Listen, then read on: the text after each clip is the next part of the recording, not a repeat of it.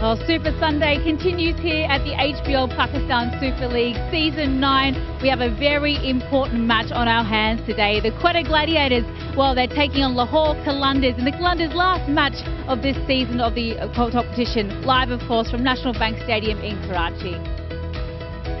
But what an absolutely epic day of action we've already had here at the HBL PSL. We've just seen with our friends up in Pindi that Islamabad United have qualified for the playoffs, which means now if you are a Karachi Kings fan, you absolutely want to see Lahore Qalandars get up above the Quetta Gladiators today and give themselves a chance of still qualifying for the playoffs. I've got Bakar Yunus and Michael Clark in the pitchside studio alongside me. And boys, it's so epic to think that after all of these weeks of tournament, we come down to 5 teams still having a crack at the competition. It's so exciting.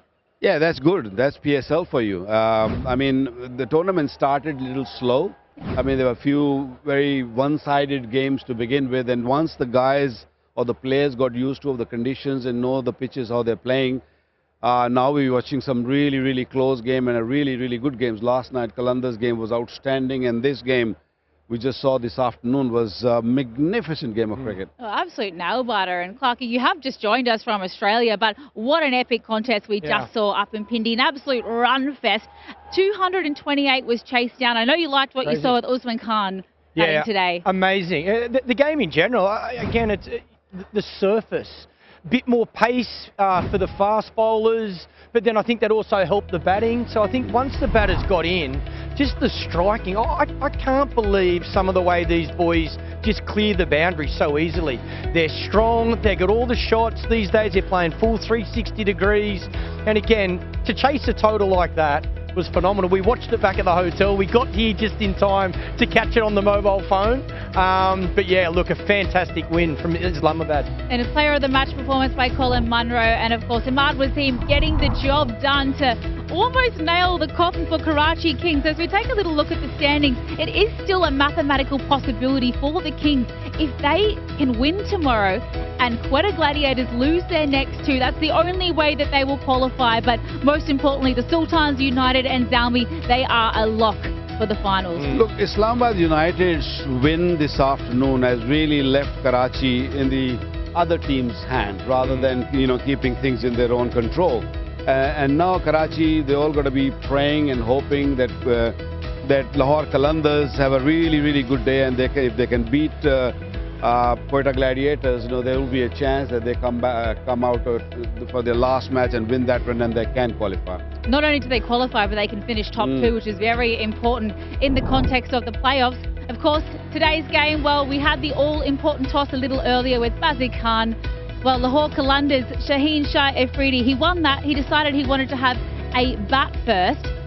Given what happened yesterday, he decided, no, we want another crack. We think we can put runs on the board and spoil the party for Karachi Kings today. As we look at their playing 11, 2 changes for them. Sahib Sada Farhan comes in, George Linder is back in, Ahsan Bhatti and Fakhr Zaman out with a fractured finger, Waka. Yeah, that's a big loss. Fakhr not playing the game. I mean, just hitting the form and just got the fracture hand. Now he's got to sit out. But good thing is that Sahibzada Farhan comes back in the side. He's in really, really good form.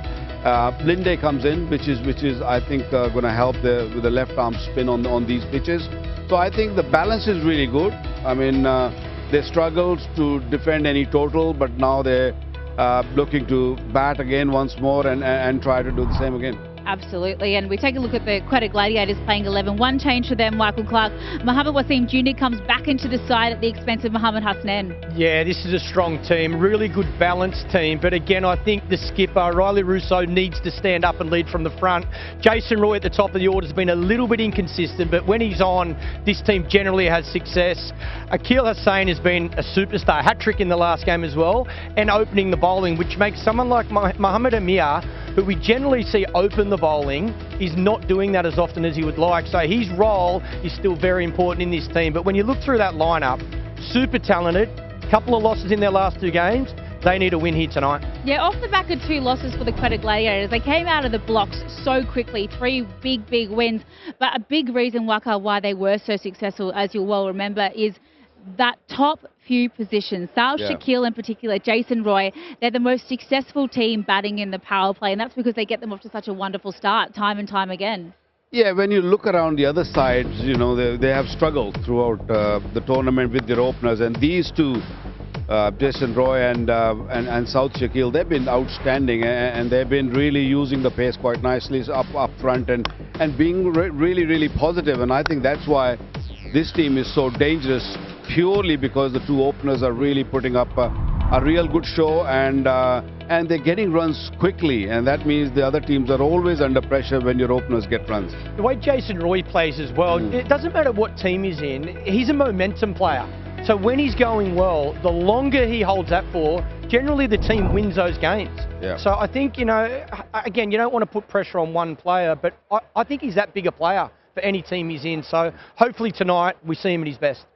And to average 9.43 in the power play is exceptional. Like, to get yourself off to that good a start, hopefully that middle order can fire it and give them the support they need to get a big total on the board. But it is the last time we'll see Lahore Qalandars in this edition of the tournament. I just want to get your thoughts on, you know, the way the team's been structured as a whole. We keep talking about the hole that Rashid Khan left, but to think that Sikandar Raza hasn't been utilised really the way that we thought we might have seen him, with the bat or with the ball. You know, what have you made of the way that they've gone about their business this season? Look, I'm sure they're not liking it, but I was talking to the owners and they were like that either we are right at the top or right at the bottom. This has been the case in the PSL. Mightn't be a bad thing. PSLs for them, two-time champion. Yes, I mean, exactly previous right. 2 times. So they are a fantastic side. It's just that they, you know, you need a bit of form, bit of rhythm, bit of a momentum when you come to a tournament, which is what, 28, 29 days, and if you don't hit that, because there's so many back-to-back games that you lose one or you lose 2 and then you start sort of falling back. And that's what happened with them. And you can't win every year as well. Like, I think you cut them some slack. They've won the last 2 years. They haven't had Rashid Khan, who is, you know, he's been an amazing player for a long time. They'll be disappointed and they'll want to finish with a win, there's no doubt about it. But geez, you can't win every year. You unfortunately. can't. But Quetta, they've had a couple of poor seasons in a row. They threw the rule book out. They got new captain, new coach, a lot of new players. You know Shane Watson very, very well. Yeah. How would he be feeling off the back of 2 losses? Yeah, and so Viv Richards, their mentor, said to me just before, geez, we're doing it the hard way, aren't we? Yeah, well, what they won't want is to go into the finals if and when they qualify and not have momentum. So I think that's one of the main things what I'll be talking to his team about. He'll be nice and calm, but he'll know the importance of this game. He'll want to win this game for sure, to release pressure and get back into those winning ways. Quick prediction, Waka?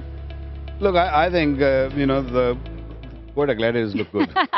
Well, I think for the sake of the tournament, we kind of hope Karachi Kings get a crack at it tomorrow, but either way, it's going to be an epic day of competition. Who will qualify for the HBL PSL 9 playoffs? You're going to have to stick with us for the rest of Super Sunday to find out. First ball right after the break.